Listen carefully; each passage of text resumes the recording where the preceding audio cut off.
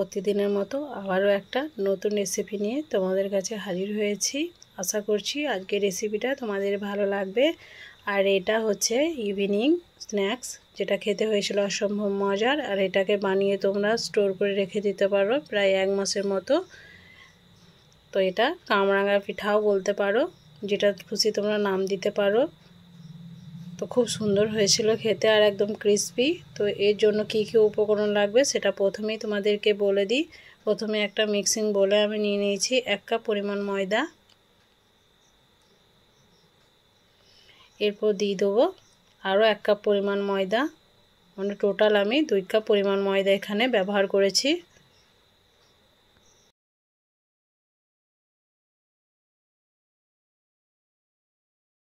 এখানে অ্যাড করব স্বাদ অনুযায়ী লবণ, দিয়ে দেবো কিছুটা পরিমাণ চিনি, মানে হাফ চামচের মতো। এরপর এর মধ্যে অ্যাড করব আমি জোয়ান,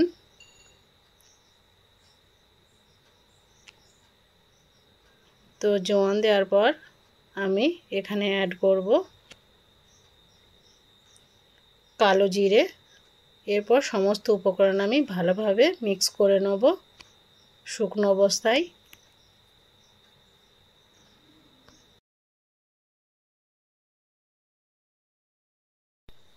তো দেখো আমি ভালোভাবে এটাকে মিক্স করে নিয়েছি। এরপর একটু মাঝখানটা ফাঁকা করে দেবো। এবার ময়ানের জন্য দিয়ে দেবো আমি তেল। এখানে কিছুটা পরিমাণ সাদা তেল আমি ব্যবহার করেছি, প্রায় 3 থেকে 4 চামচের মতো। তো এর মধ্যে আমি অ্যাড করব জল। তেল আর জলটা ভালোভাবে মিক্স করে নেব আমি প্রথমেই।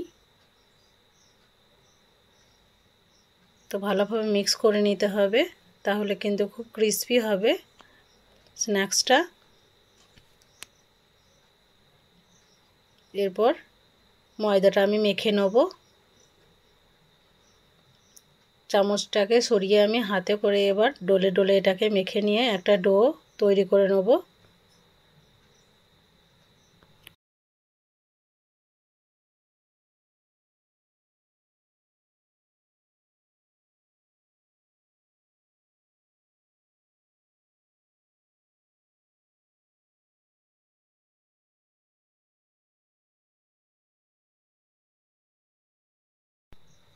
তো আর একটু জলের প্রয়োজন, তাই আরও একটু দিলাম।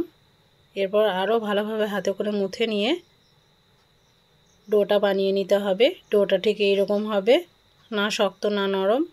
এটাকে আমি কিছুক্ষণ রেস্টে রেখে দেবো। তো রেস্টে রাখার পর এটাকে আমি বেলে নেব।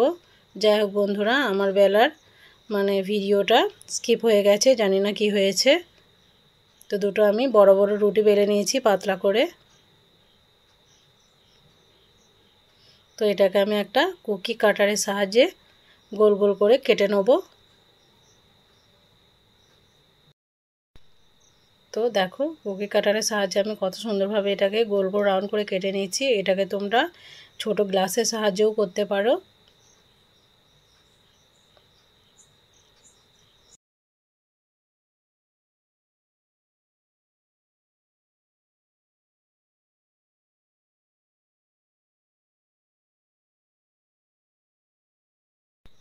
তো সমস্ত যখন কাটা হয়ে যাবে তখন আমি বাকি অংশগুলোকে কেটে বাদ দিয়ে দেবো, মানে তুলে নেব।